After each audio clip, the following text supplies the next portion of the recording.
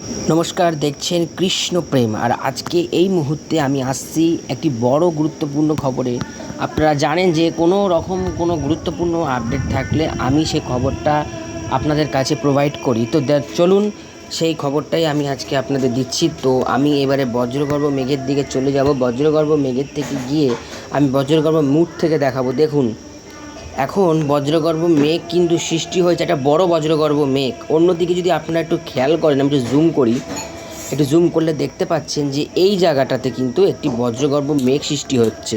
এই জায়গাটাতে একটি বজ্রগর্ভ মেঘ সৃষ্টি হচ্ছে। এই বজ্রগর্ভ মেঘ দুটি প্লাসে হবে, অর্থাৎ জয়েন্ট হবে, এবং এই দুটি বজ্রগর্ভ মেঘ একটি বড় বজ্রগর্ভ মেঘ সৃষ্টি করে এর সাথে জয়েন্ট হবে, এবং তার প্রভাবে কলকাতা সহ দক্ষিণবঙ্গের রাতের দিকে প্রবল ঝড় বৃষ্টি আসতে চলেছে, এমনটাই ইঙ্গিত করছে রেডার। আপনাদেরকে আরেকবার দেখিয়ে দিচ্ছি।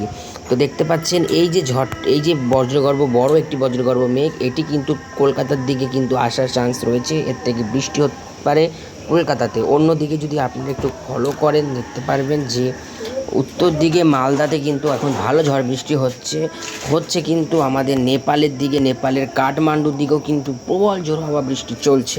তো অপেক্ষা করুন, কলকাতাতে আজকে রাতের মধ্যেই ঝড় বৃষ্টি আসছে। সবাইকে সাবধান করছি। ধন্যবাদ।